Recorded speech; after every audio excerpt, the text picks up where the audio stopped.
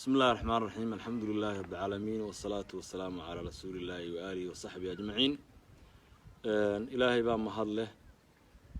ومد الصوماليات مالك استعيد شوغان وحانو قبرينا إلهي خير يهرمر من نمو يموافقه هالكنا نتشوغنو ومقالة هالكميتك عانكا مقالة التلاح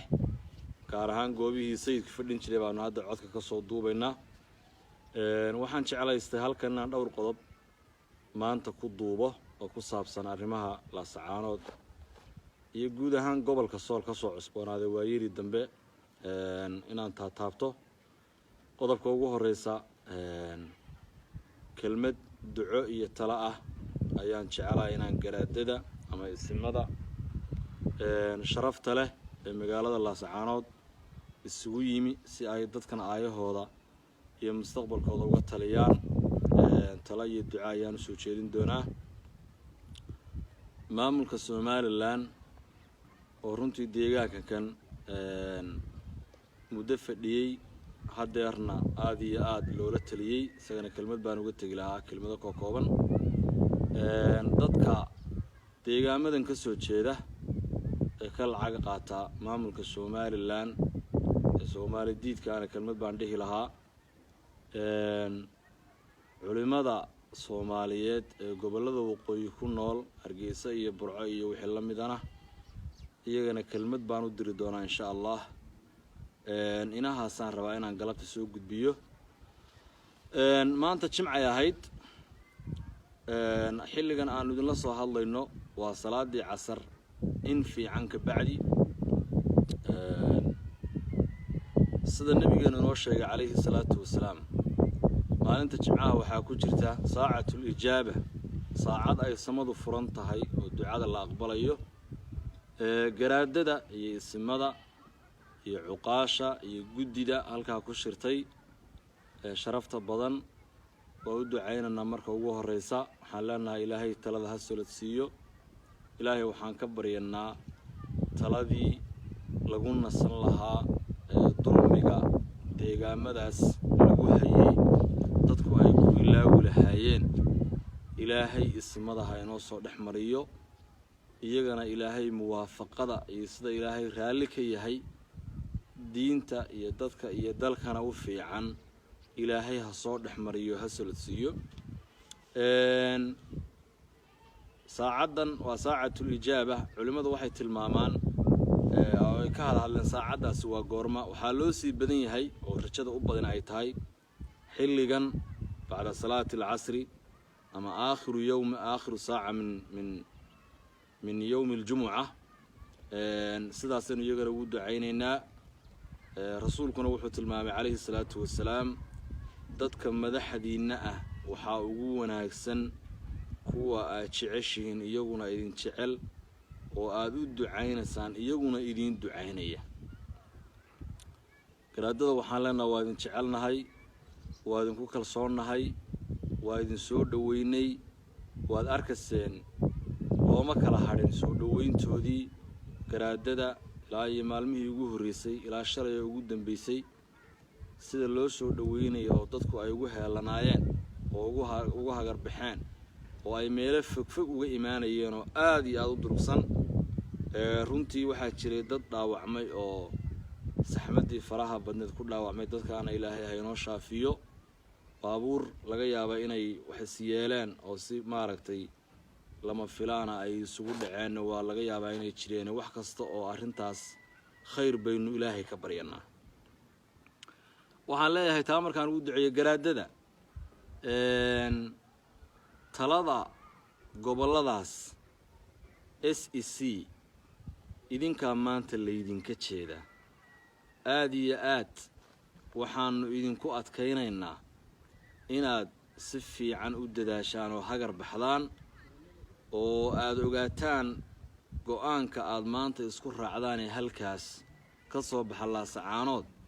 inuu noqonayo deegaanka inta faraleeg oo dal iyo dibadba leh go'aankii uu ku samata bixi lahaa oo dhibaatooyinka soo maray uu ku ilaawi lahaa 15 sano la soo dhaafay arinta dareenkeeda qaada وأركتان جراد إنانو إذن شعلنا هاي كلسوني ذا يدي أنو إذن وضصيني إذن سود دويني إذن مرحبيني وحن إذن سود شيدنا أنا استحترامتان وفكر كأد ماركتي إسلاءكتان وقفك فكر كيس اللقادم ويا وصن ماركتي كوني وبحينه وحيريه وحوض النقشة يدنت جود وحيريه qofkii laga ra'yi bato waa inuu sida saxda ah oo loo batay raaco deegaankan runtii laga hadlayo SEC waxa ragaadiyay waa dadka oo aan isu hogaansamayn waa dadka oo taladoodu aanay meel fadhiin dadku waxay ku dhaqmaan oo wax ku wada dhaqdaan in la ismaqlo in la isu indhabuuxiyo in maaragtay dadku ay si fiican qofkii markaa xilka loo dhiibo looga wada dambeeyo oo si mugle loogu taageero ayaa runtii dadku ay ku tanaadaan oo ku horumaraan waana qodobka hadda la laayahay waxa la yiri odayaashii hore dardaarmi jiray baa mid ka mid ah wiilkiisa la dardaarmay wuxuu yiri bashirka markaa tagto saddex qodob baan kaaga digayaa horta ninka u horeeyo hadalka qaata ha noqon haddii laga talabadiyo oo laga hadalkaagii la qaadan waayana ha xanaaqin oo ha caroon maxaan ku raad qof kasta oo hadlana ha u jawaabin marka waxaan leenahay garaadada iyo ismada iyo dhammaan deegaanku maanta waxa la rabaa oo lagu soo kaban karaa waxyaalaha dhexdeena inaynu ilowno waxyaalaha dadka dhexmaray iyo qabaayilka dhexmaray in la ilaawo oo danta guud iyo horumar la higsada lagu tanaadi karaa qodobkaas waa kii garaadada qodobka iigu xiga waxaan la hadlayaa nimanka ka lacag qaata Somaliland maamulka Soomaalidiidka ee Somaliland nimanka waxaan leeyahay iscasila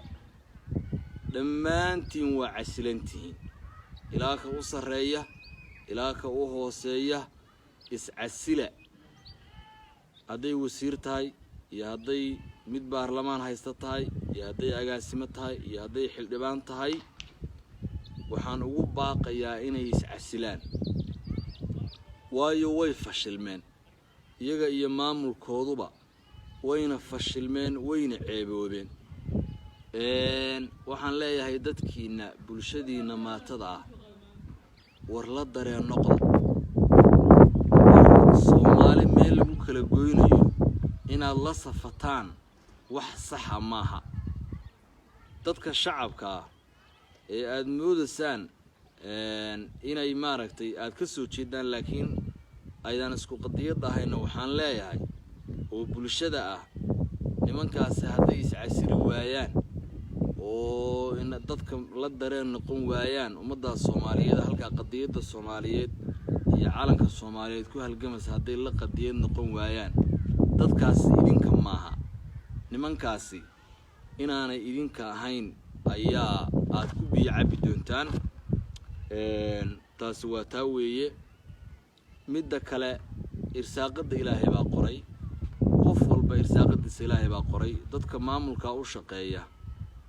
waxaynu iska wada ognahay inay xoogaa lacaga ilaashanayaan war lacag lama waayo war irsaaqadiina Ilaahay baa qoray war qofku lama sheegin qof hunguri iyo dhuuni taariikhda ku galay laakiin qof qadiyad ku galay hadduu doono ha u gaajoodo hadduu doono ha u silco ayaa taariikhda gala Soomaalidii hore dumarkii maamooyinka ah way ka maahmaaheen hunguriga iyo iimaan la'aanta aad iyo aad bay uga maahmaaheen waxay oran jireen wiil soori ka qaaday iyo wiil seefi ka qaaday keebaa la qaata markaas waxay yiraahdeen wiil seefi ka qaaday baa la qaatay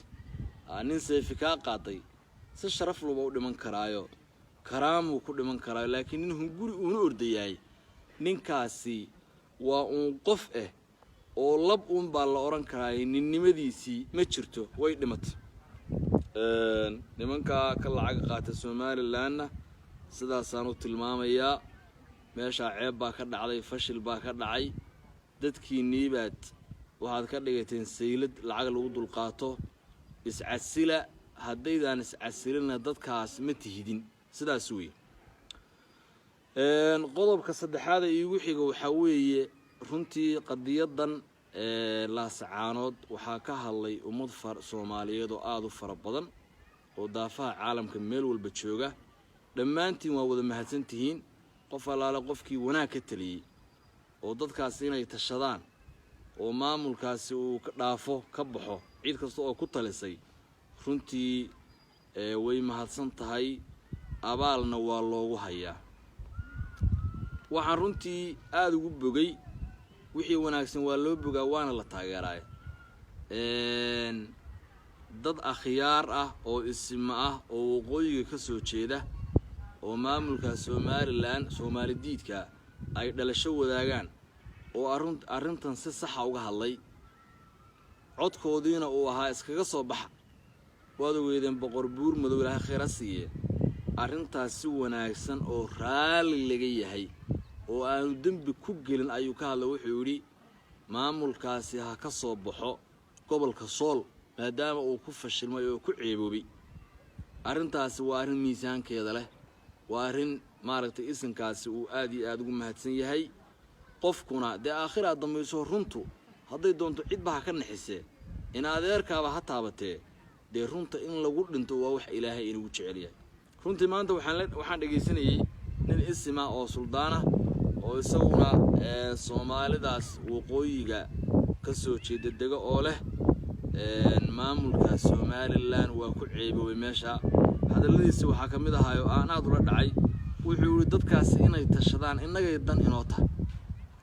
dadka Sool iyo Sanaag iyo Cayn degay inay tashadaan haddaynu nahay dadka waqooyiga Soomaaliya dega inagay dan inoo tahay waa runtiiso dad cid walbaaba inay tashato oo la kala nabad galo oo aan colaadi dhicin oo aan ceebi dhicin oo aan la kala go'in oo dadka ehelka iyo xididka ay aan isku xumaan te ma cid aanay dan u ahayn baa jirta arrintaas wa shahida shaahidu min ahliha dadkii ahlul aqliga ahaa waa dadka sidaa u hadlay runtii aad iyo aad baan ugu bogay inaan taageerana halkan waaniga codka ugu soo duubay walaalayaal qodob kale ayaan wali tabayaa oo aad iyo aad muhiimadiisa u leh culimadii Soomaaliyeed gobolada waqooyi fadhida arrintan maxay uga hadli waayeen culimada Soomaaliyeed waa weyn cid gaar ah lagu shaabadayn maayo la oran maayo culimadii Somaliland la oran maayo culimadii Soomaalidiidka ahayd la oran maayo xaasha culimadii magaalo Hebla ama maamul Hebla la oran maayo annagu culimadii Soomaaliyeed baanu joognaa culimadii Soomaaliyeed ee Hargeysa iyo Burca iyo joogtay arrinta tan maxay uga hadli waayeen talow culimadaasi runtii waa jecelahay anigu 2 sano ayaan waxaan wax ku baranayay magaalada Hargeysa oo caasimadii labaad ee Soomaaliya ah runtii culimo fara badan oo aan isjecelnahay oo waaweyn oo magaca Soomaaliyeed marka la yiraahdo khayr iyo wanaag loo hayo baan halka cilmiga kaga soo baranay hadeerna waanu jecelnahay weligeena waanu jeclaan doonaa in la xanto ma rabno in la ceebeeyo ma rabno laakiin xanta maanta la isla dhexmaraya culimooy waa xan gar away waxa la leeyahay culimadii waaweynada Soomaaliya Hargeysa culimo waaweyn baa joogta ma sha Allah burcay joogan meelo kale oo waqooyiga bay joogan dibadda qayb baa jirta arrinta laascaanood maatadii halka lagu xasuuqay silicii ka dhacay dadkii la xirxiray kuwii qaxay ee gaajada iyo rafaadka iyo waxbarasho la'aantu ay tuulooyinka hadda ku hayso iyo meelaha miyiga hooy hawsha maxaa looga hadli waayay waxaad ogaataan culimooy haddaad maanta ka hadli weydeen walla maalin dambaad ka hadli doontaan fasatadkuruuna maa aquulu lakum wara intay goor tahay wara intay maaragtay wax kala hagaagsan yihiin oo wax dhow yihiin balaayada haddaan laga hadlin hooy hadhow markay dhabaqdo ayaan isleeyahay baad ka hadli doontaan culimo markay 2 beelood isqabtaan way inaga u degdegna si aynu u musaalaxayno wa in daa'ifataani min almu'miniina qatatalu fa aslihu baynahuma inagoo aayadaha wadanna waynaga dadka dhex galno oo wacdina war maxaa sidaas oo kale la sacaanood looga shaqeyn waay culimada waxaan leeyahay dowrkiinni ma hayno dowrkiinni waa maqan yahay arrintaas in badan baan runtii waxa idinka tabanana oo leenahay culimadayadii waxna soo bartay Soomaaliyeed ee cilmiga iyo wanaagga noo akhriday arrintan la sacaanood maxay uga hadilaayihiin waxaana u maleynayaa oo aan ka baqayaa xilligan xilli ay ka fool xun tahay inaad ka hadli doontaan taana taasaan leeyahay maamulka Somaliland oo maalmahanba caalamku uu la hadlayay oo la abhinayay isagana talaan leh horta waa la yaabanahayo waxaan u maleynayaa hadeer inta xiisadani taagneed waa bil qiyaastaydii bishaas xiisadaasi ay taagneed iyo sanadihii la soo dhaafay oo dhan maamulka Somaliland waa la abhinay oo waa la hadlayay oo sir iyo caadba waa loola hadlay waxa la yiri magaalada la sacaanood iyo gobolka Sool iskaga soo baxa iskaga baxa waa ku fashilanteen waa ku ceebowdeen waad sheegateen xoog baa ku muqooniseen dhiig baa ku daadiseen dad islaam ah ku leyseen laydima rabin haddana laydima rabo dibna laydima rabi doono meesha iskaga soo baxa ilaa hadeerna dhanbaalka may aqbalin kamana ay jawaabin anigu waa la yaabana waxa la wiil soo joog laga kari waayo soo jiifsaa laga helaa war maxaad sugaysaan oo nakii dul dhigay war gobolka ma iskaga baxdaan war maceeb baad sugaysaan iyo taariikh xumo maamulka dee aad baa loola hadlayo hadalkayga maanta waa ka dabageyn laakiinse waxa iga yaabiso ilaa hadda aan la yaabanahay maamulka ilaa inta la abhinayo oo la leeyahay idinkoo nabad ah ka soo baxa meesha oo ilaa hadda buuraha la sacaanood farfadhiya oo halka hubka haysta oo guryahoodii ka yimi oo soo baneeyay oo dadkii ay wada dhasheen oo dadkoodii ay leeyihiin war ka soo baxa war dadkaasi ha tashadeen war ka soo baxo u daayay ilaa hadda arintaa de waxaan u maleynayaa marka ceeb badan dhacdo baa hadalkaasi u daadigi doonaa baan u maleynayaa waayahay waxa kale oo iga yaabisay maamulkani habeen iyo maalin wuxuu ku adimayaa oo leeyahay xadkii Ingiriiskan soo xidhaya waligay xujada xujo ka liidata ma arag waa xuja كبيت العنكبوت يعني حدكي إنجليز كانوا صاحرنا ورورته واحد إنجليز اللي هذا وصاحر سان يوح إذن سوروبي يعني هرت متشر أنا هنا كوبي عبتان بعد نقولتنا الله إنجليز كوو إذن جميست وارنتي طليان يقولون الصومالي قريب جميست كوده هانر هالقلبات كي يقالوا هو جميست وحلا يابنا هاي maamulka Soomaaliyeedka iyo dadka dhistay waa dadka kaliya ee ka daba qaylinaya gumays miyaad maqashan Soomaali kale oo leh gaalkiina gumaysan jiray wuxuu nagula ballamay baanu sameeynaa gaalkii yiri halka maaragtay inta sameeyay baanu sameeynaa lama hayo laakiin idinku ilaa iyo maalintan garaasay maalintan indhaha kala qaaday waxa leedin xadkii Ingiriiskii ina gumaysan jiray bal kelmadda fool xumadeeda eega إنجليزكينا جميسين تري حدكي ونوتش حيبان صاحرا وروحها سوا هنجابنان وروحها لو ما الله رنتي قصتها سوا حيسوا حسوس فالحمان أنت كذبته لما كي بني إسرائيل وفرعون وجميسين تري أيام مركي فرعون لهلاقي أو بدو أي عنطي واتي يجي بدي لقي بدبادي مركي حواس ما قناعي بملها وحكت دعويدي نينكي فرعونها السلعي اللي وجاي بلمبلك اللي وجاي نسومري maanta saacad gudaheed ama daqiiqad gudaheed bad cunto ilaahay jibi ba xoogaa malaha arintaas aad uga daadig weeyday markaasay waati ilaahay markii dambana baqtigiisa banaanka loo soo saaray oo leeyay waka li takuuna liman khalfaka aay nimankii waxay iska barteen dad uun la caabudo bay iska yaqaaneen markay badii wax yar ka sii maqnaayeen bay waxay yiraahdeen ij'al lana ilaahan kama lahum aaliha nabi muuse ku yiraahdeen intay qolo soo mareen أصنام عابدسة بيوحي هذا موسى وأننا أصنام تنوكلا وكلا إلهي تنوكلا نوصى ما بيد هذا والمحاد كهلا صار والإلهي يهدر إذن بدبادية عدو تشبي بضع إذن كسر بدبادية حقها أده